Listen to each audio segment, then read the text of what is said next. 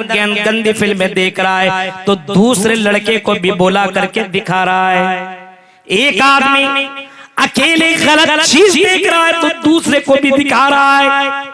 ये बेहयाई की हद नहीं तो और फिर किया है। और मुसलमानों, तुम्हें तो हयादार होना चाहिए, क्योंकि तेरा नबी इतना हया वाला था, तेरा नबी इतना शर्म वाला था, इतना हया वाला था, इतना हया वाला था मेरे भाइयों के कुंवारी लड़की से भी ज्यादा मोहम्मद रसूलुल्लाह हयादार थे। आज हमारे यहाँ नहाने के लिए नौजवान लड़के जाते हैं, नौजवान इतना कपड़ा पैंट पहन करके जाकर के सामने रास्ते में नहाता हुआ नजर आता, उसके अंदर शर्म ही नहीं है, बिल्कुल खत्म हो चुकी है।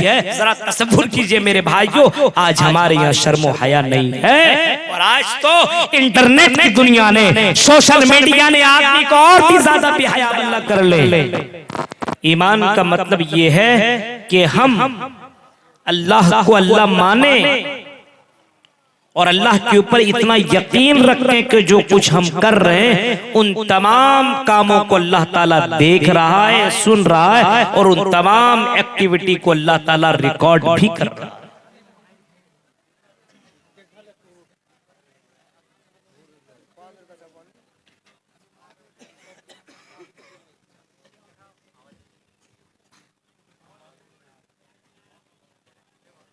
ये है ईमान।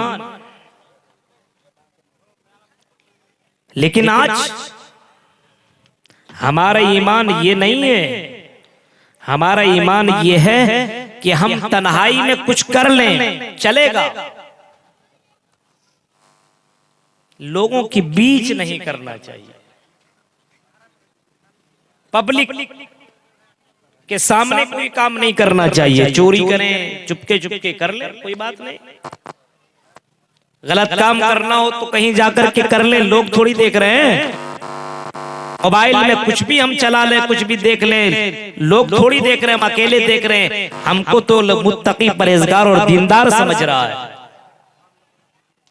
हमारा और आपका ईमान ये बना हुआ है।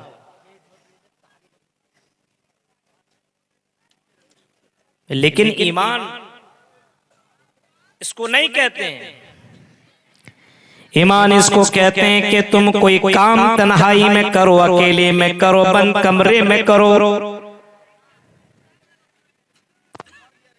और ऐसे मौके पे तुम्हें यकीन होना चाहिए, तुम्हें इस बात का इत्मीनान होना चाहिए, तुम्हें पूरा पूरा यकीन और भरोसा होना चाहिए इस बंद कमरे के अंदर, इस अकेलेपन में जो मैं काम कर रहा हूँ, इस काम को अल्लाह ताला देख भी रहा है, और इस काम को अल्लाह ताला सुन रहा है, और इस काम को अल्लाह ताला रिकॉर्ड भी कर रहा है। जब ये ईमान और ये अकीदा पैदा हो जाए तो मेरे भाइयों, रात रात भर जलसे करा लेने के बाद, या ये समझ लो एक तकरीर आपका ईमान आपकी जिंदगी बदल करके रख दे। अगर आपके दिल के अंदर ये चीज पैदा हो जाए कि हम बंद कमरे में कोई काम कर रहे हैं तो अल्लाह ताला हमारी हरकतों को देख रहा है। कुरान ने तो साफ ऐलान किया है, यस्तख्फूना मिनन नासी वला यस्तख्फूना मिनल्लाह।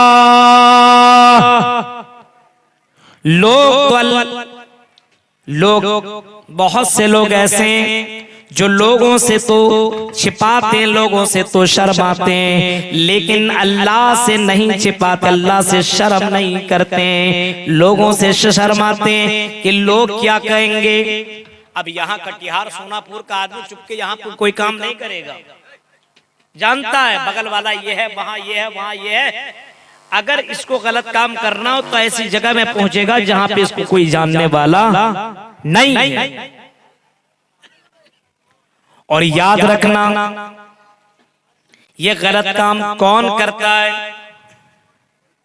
जिसके पास हया नहीं, जिसके पास शर्म नहीं। आज मुसलमानों के पास शर्म, आज मुसलमानों के पास हया नहीं है। हमारे जिंदगी से हया निकल चुकी है, और जाहिर सी बात है जिसके जिंदगी से हया निकल जाए वो आदमी जो चाहे सो करेगा।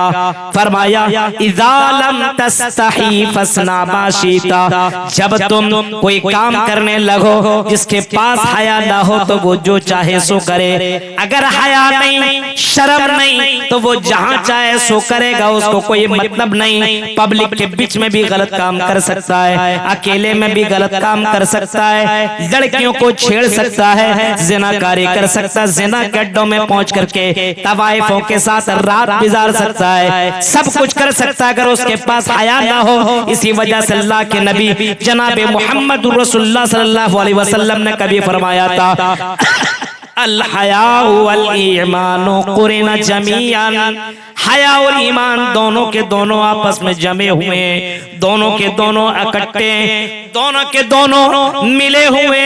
हया और ईमान दोनों के दोनों साथ में रहा करते हैं। फैज़ा रुफिया अहदुहुमा रुफिया अल आखर, अगर एक चीज तेरी जिंदगी से निकल जाए तो दूसरी चीज भी निकल जाएगी। हया समझ रहे हैं? ईमान अगर आपकी जिंदगी में तो हया भी है, और आपकी जिंदगी में हया है तो ईमान भी है। अगर आपकी जिंदगी में ईमान नहीं तो हया नहीं, और अगर हया नहीं तो ईमान भी नहीं है। मुसलमानों, आज हमारे समाज के अंदर जो भी हया आ चुकी है, बेशर्मी आ चुकी है। आज हमारे यहाँ जो बेकार काम हो रहे हैं, आज जलसे जुलूस के अंदर लड़कियों के ऊपर डोरे डालने वालों और हर अक्सर और बेशतर का नजरिया यही होता है कि चलो जलसा चलें और हम इंजॉय करें, मस्ती करें। बाज लड़कों को यहाँ तक कहते हुए सुना गया है, और बहुत से लोग कहते हैं मौलवी साहब जलसा में तो लोग इस वजह से बहुत से लड़के आया करते हैं ताकि वो इंजॉय करें, मस्ती करें, और बहुत सी लड़कियां भी हयाई फैलाने के लिए आया करती है। मेरे भाइयों, जरा तसव्वुर करो, जिसकी जिंदगी में हया हो उसकी जिंदगी में ईमान भी होगा, और जिसकी जिंदगी में ईमान होगा उसकी जिंदगी में हया भी होगी। आज हमारे यहाँ हया और ईमान दोनों चीजें गायब है। ईमान तो है ही नहीं। आज अल्लाह से कहां डर रहा है? अल्लाह से डर रहा है? आज अल्लाह से डर नहीं है, आज लोगों से डर है कि पब्लिक क्या कहेगी, लोग क्या कहेंगे। आज हमारी जिंदगी में हया नहीं है। अगर हम पब्लिक में लोगों के सामने डर रहे हैं तो अल्लाह के सामने क्यों नहीं डर रहे हैं? हया बहुत जरूरी है, शर्म बहुत जरूरी है। ऐ मुसलमानों और ऐ सोनापुर के नौजवानों, यहाँ के लड़कों और लड़के और बुजुर्गों, सुनो, अपनी जिंदगी में हया पैदा कर लो, अपनी जिंदगी के अंदर शर्म पैदा कर लो। जब आपकी जिंदगी के अंदर हया पैदा हो जाए तो मेरे भाइयों आपके अंदर ईमान भी पैदा हो जाएगा। अगर हया खत्म तो ईमान भी आपकी जिंदगी से चला जाएगा। अपनी जिंदगी में हया पैदा करो, अपनी जिंदगी के अंदर हया पैदा करो। क्यों? इस वजह से अल्लाह ताला हया वाला है, अल्लाह ताला भी हया करता है, और रसूल अकरम सल्लल्लाहु अलैहि वसल्लम भी हया वाले थे। अपने नबी सल्लल्लाहु अलैहि वसल्लम की जिंदगी देखो। ऐ मुसलमानों, अपने उस नबी की जिंदगी देखो जो हमारे और आपके लिए आइडियल है, नमूना है, हमारे लिए और आपके लिए सरदार है, उसवाए हसना है। जनाब मोहम्मद रसूलुल्लाह की जीवनी आप पढ़ेंगे, कान नबियो सल्लल्लाहु अलैहि वसल्लम अशद्द हया मिनल इज़रा'i खिदरिहा। आपने फरमाया, अल्लाह के नबी सल्लल्लाहु अलैहि वसल्लम के बारे में आता है कि अल्लाह के नबी कुंवारी लड़की से भी ज्यादा हयादार थे। एक कुंवारी लड़की जिसकी शादी न हुई हो, जिसने शादी न की हो, वो इतना हया वाली हुआ करती है, जो पर्दे में रहा करती, जो कॉलेज और यूनिवर्सिटियों का जिसने चक्कर न लगाया हो, जो चार दीवारी के अंदर रहा करती हो, उस लड़की के अंदर इतनी ज्यादा शर्म हया होती है कि वो लड़की अपना कपड़ा खोल करके दिखाना गवारा नहीं करेगी। उसको बड़ा शर्म आता है, और वो बड़ा शर्माती रहती है कि अपना जिस्म को किसी को दिखाया जाए, बड़ी शर्म वाली होती है। इस वजह से अल्लाह के नबी के बारे में यहाँ तक बताया गया कि मोहम्मद रसूलुल्लाह एक कुंवारी लड़की से भी ज्यादा हयादार थे, ज्यादा शर्म वाले थे, और इतना ज्यादा शर्म वाले थे, इतना ज्यादा शर्म वाले थे कि एक मर्तबा जब खाना काबा बनने का मौका आया और खाना काबा के अंदर हजर अस्वद को रखने का मौका आया, तो तमाम लोग काम कर रहे हैं, तो मोहम्मद रसूलुल्लाह भी वहां पे पत्थर उठा उठा करके खाना काबा को बना रहे हैं। मेरे भाइयों, उसी दरमियान आपकी चादर आपके कंधे से नीचे उतरी, जमीन के ऊपर गिर गई और आपकी नजर आपके कंधे के ऊपर पड़ी। जैसे आपकी नजर आपके कंधे के ऊपर पड़ी, मोहम्मद रसूलुल्लाह ने अपना चेहरा, अपना जिस्म देखा तो अल्लाह के नबी सल्लल्लाहु अलैहि वसल्लम बेहोश होकर के जमीन के ऊपर गिर गए। तसव्वुर कीजिए, आप अपने जिस्म को देखा तो अल्लाह के नबी इतने शर्म वाले थे कि आप बेहोश हो गए कि अपना जिस्म को किसी को दिखाना अल्लाह के नबी को गवारा न था। मेरे भाइयों, आज तसव्वुर करो, आज नौजवानों के जींस और पैंट को देखो। आज नौजवानों ने एक फैशन बना लिया, जींस ऐसा जिसके यहाँ कटा हुआ, यहाँ फटा हुआ, यहाँ कटा हुआ, यहाँ फटा हुआ। इसको तुमने कौन सा स्टाइल और कौन सा फैशन समझ लिया है? जरा तसव्वुर करो, ये बेहयाई की इंतहा है। और लड़कियों, अपने जिस्मों को दिखाने वालियों और ऐसे ऐसे हिजाब का पहनने वालियों, क्या आपके जिस्म का अलग अलग हिस्सा दिखने लगता है? ये बेहयाई की इंतहा है। मेरे भाइयों, जरा तसव्वुर करो, मोहम्मद रसूलुल्लाह सल्लल्लाहु अलैहि वसल्लम इतने ज्यादा हयादार थे, इतने ज्यादा हयादार थे, इतने ज्यादा हयादार थे कि अल्लाह के नबी सल्लल्लाहु अलैहि वसल्लम किसी के सामने अपने जिस्म को खोल करके रखना गवारा नहीं करते थे, इतने ज्यादा हयादार थे। और जब एक मर्तबा हजरत साद के बारे में आता है कि साद बिन उबादा कहते हैं, उनके बारे में आता है कि उन्होंने कहा कि अगर मैं अपनी बीवी के साथ किसी मर्द को देख लूं तो मैं उस आदमी की गर्दन उड़ा दूं।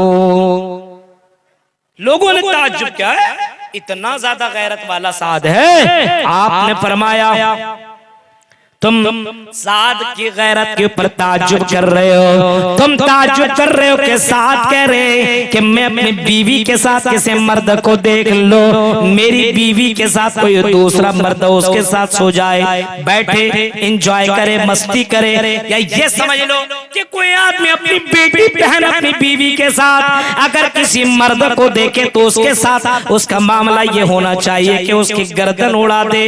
इतना ज्यादा आदमी को गैरतमंद होना चाहिए, इतना ज्यादा आदमी को गैरतमंद होना चाहिए। हजरत साद इतना ज्यादा गैरत वाले थे, लोगों ने जब ताज्जुब किया तो जनाब मोहम्मद रसूलुल्लाह को यह खबर पहुंची तो आप सल्लल्लाहु अलैहि वसल्लम ने फरमाया, सुनो, साद के ऊपर तुम्हें ताज्जुब करने की जरूरत नहीं है। और लोगों, मैं साद से भी ज्यादा फ़अना अग़यरु मिन, मैं उससे भी ज्यादा गैरतमंद हूँ और मुझसे ज्यादा अल्लाह ताला गैरतमंद है। अल्लाह ताला मुझसे भी ज्यादा गैरतमंद है, मुझसे भी ज्यादा अल्लाह ताला हया वाला है। और अल्लाह ताला इतना ज्यादा हया वाला, इतना ज्यादा शर्म वाला है। अल्लाह के नबी सल्लल्लाहु अलैहि वसल्लम फरमाते हैं कि अल्लाह ताला मुझसे भी ज्यादा गैरत वाला है, मुझसे भी ज्यादा हया वाला है। जब कोई बंदा अल्लाह के सामने अपने हाथ को फैलाता है, जब रात की तारीकी में, दिन के उजाले में, अकेले में जब अल्लाह से कोई बात मांगता है,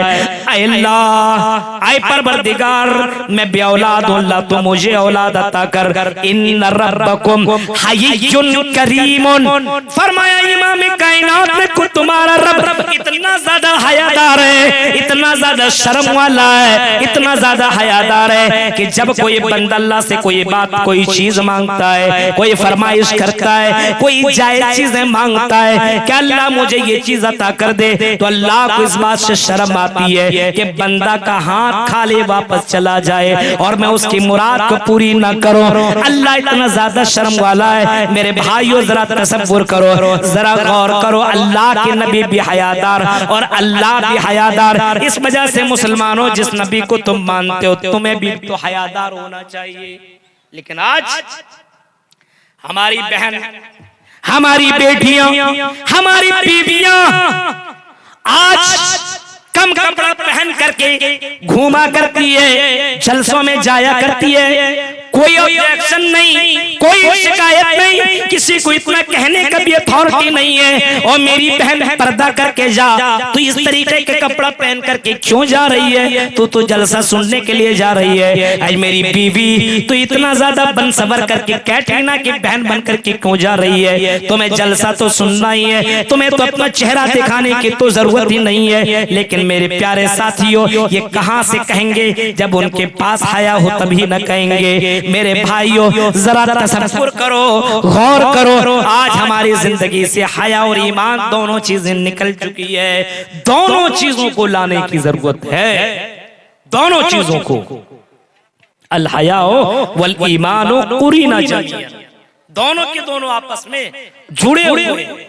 अगर एक निकल गया तो दूसरा भी निकल जाएगा। अगर हया खत्म तो ईमान खत्म, ईमान खत्म तो हया। बेशर्मी की हद हो गई, आज बेहयाई की हद हो गई। जलसे में आ रही वो देख, एक लड़का कमेंट कर रहा, वो देख कितनी अच्छी जा रही है, चलो उसका पीछा करती। बेहयाई नहीं है? एक दूसरा उसका सपोर्ट करता है, चल मैं पता करता हूं कहां की है। ये हाल है अपने समाज के मेरे भाइयों, जरा तसव्वुर कीजिए आप।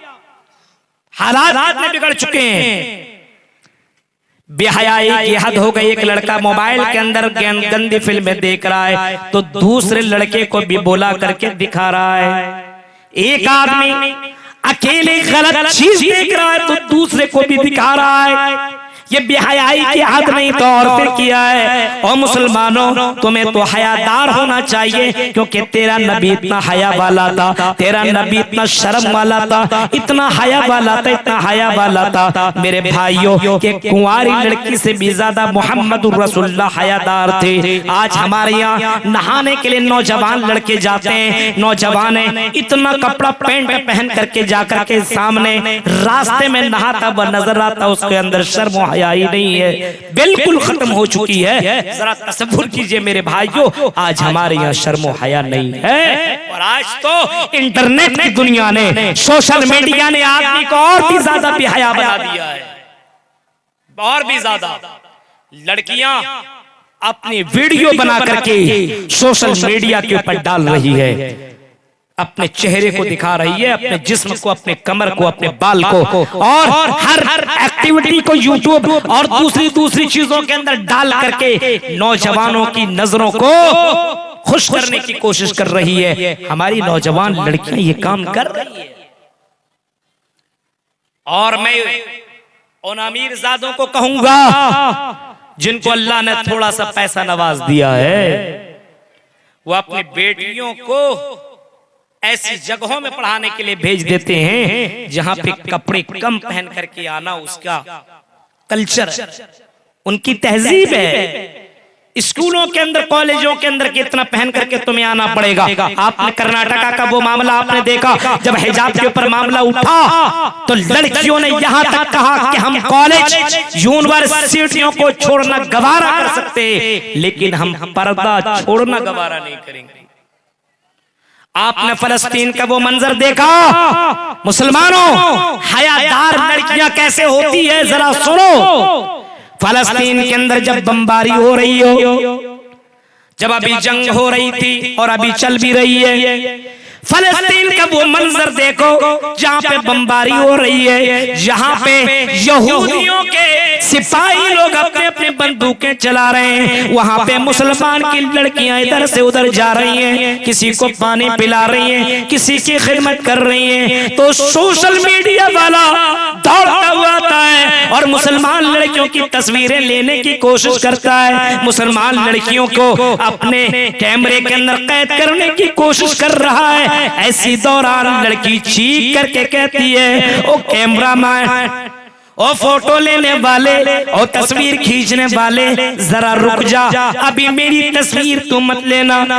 नौजवान कहता, कैमरामैन पूछता क्यों ना मैं तुम्हारी तस्वीर लूं। जवाब में कहता, मेरे सर के ऊपर दुपट्टा नहीं है, मैं हिजाब में नहीं हूँ, मेरे सर के ऊपर दुपट्टा नहीं है, और अगर तुमने मेरी तस्वीर खींच ली और इसको तुमने दूसरे के अंदर अगर फैला दिया, सोशल मीडिया पे डाल दिया, अखबार में डाल दिया, तो मेरे मेरे भाइयों, जरा वो लड़की कह रही है मैं कल कयामत के दिन अपने रब को क्या जवाब दूंगी। मैदान जंग के अंदर भी अपने चेहरे और अपने जिस्म और अपने बाल को इतना छिपाने की कोशिश कर रही है। ये है मुसलमान हयादार औरतें। और आजकल की मुस्लिम लड़कियां मौका मिल जाए तो उसको मौका मिले तो पूरे कपड़े उतारते हैं। ऐसी भी लड़कियां हैं आज के दौर के अंदर। आज देखिए कितने ऐसे वाकयात पेश आए हैं कि इश्क में मुब्तला हुआ। ये बीमारी तो इतनी ज्यादा फैल चुकी है, इतनी ज्यादा मोहब्बत के अंदर गिरफ्तार कि हम तुम्हारे लिए सब कुछ कर सकते हैं। सब कुछ वीडियो कॉल किया जाता है, लड़कियों को नंगा किया जाता है, उसकी वीडियो को ये आदमी कैप्चर करता है और उसके बाद उस लड़की को ब्लैकमेल करके उसकी जिंदगी को तबाह बर्बाद करके रख देता है। जरा तसव्वुर करो मेरे भाइयों, आज अजनबियों को हमारी मुसलमान लड़कियां अपने जिस्म का हर हिस्सा दिखा रही है। ये बेहयाई की इंतहा हो चुकी है मेरे भाइयों। जरा तसव्वुर करो, आज इस वजह से ये काम कर रही है क्योंकि इनको इंसानों से डर है लेकिन अल्लाह से डर नहीं। अल्लाह से डर नहीं, यानी ईमान ही नहीं है। अपने अंदर ईमान पैदा कर। बेहयाई इतनी ज्यादा हो चुकी है, मर्द भी बेहया तो औरत भी बेहया। अब जाहिर सी बात है, मर्द जैसा हो तो औरत भी वैसी मिलेगी। एक जगह अखबार में निकला जिसके 3 बच्चे हों उसको 30,000 रुपये मिलेंगे। आपने सुना हो? जिसके 3 बच्चे हो उसको कितने मिलेंगे? 30,000 रुपये गवर्नमेंट की तरफ से।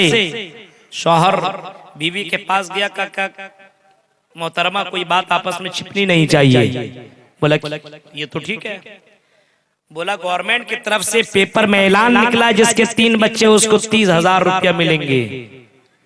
तो हमारे पास 2 ही बच्चे हैं। तो बोला एक दिन में बच्चा कहां से पैदा करूं? तो शौहर कहता मैं तुमसे कोई बात छिपाना नहीं चाहता हूं, तुम्हारी गैर मौजूदगी में भी मैं चक्कर चला रहा था। मेरी एक गर्लफ्रेंड है, उसके साथ भी मेरा एक बच्चा है, उसको ले आता हूं। 30,000 मिलेंगे, तुम भी खुश मैं भी खुश, और आपस में एक दूसरे को बात बता देनी चाहिए, छिपाने नहीं चाहिए। बोला ठीक है, जाओ लेकर के आओ। जब ये आदमी गया उस बच्चे को लाने के लिए और लेकर के आया तो घर से एक दूसरा बच्चा गायब। आदमी पूछता बच्चा कहाँ गया? औरत जवाब देती जिसका था वो लेकर के चला गया, क्योंकि पेपर उसने भी पढ़ा हुआ था, उसको भी मालूम था। क्या मतलब? जब तुम किसी गैर लड़की के साथ तुम चक्कर चला सकते हो तो क्या तुम्हारी बीवी किसी गैर के साथ चक्कर नहीं चला सकती? जब तुमने कहीं गैर के साथ चक्कर चलाया, वहां तुम्हारे बच्चे तो यहाँ पे किसी और के बच्चे, उसने अपना बच्चा लेकर के चला गया। मेरे भाइयों बेहयाई की हद देखो, इंतहा देखो। यहाँ मर्द भी जिनाकारी में मुब्तला है तो औरत भी जिनाकारी के अंदर मुब्तला है। भाई भी गैर काम के अंदर गलत कामों में मुलविस है। उसी कॉलेज के अंदर उसकी बहन भी पढ़ती है, उसकी बहन को मालूम है मेरा भाई का चक्कर फला लड़की के साथ चल रहा है, उसको मालूम है मेरा भाई उस लड़की के साथ जाकर के पार्कों में मिला करता है, और वही बहन अपने भाई के लिए वो लव लेटर पहुंचाया करती है, मैसेज पहुंचाया करती है। जाहिर सी बात है तेरी बहन तेरी करतूत और तेरी एक्टिविटी को देख रही है तो वो बहन हयादार होगी कि बेहयादार, तुम ही फैसला कर सकते हो। अब आप ऐसा काम कर रहे हैं तो आपकी बहन कैसा काम करेगी? इस वजह से कुरान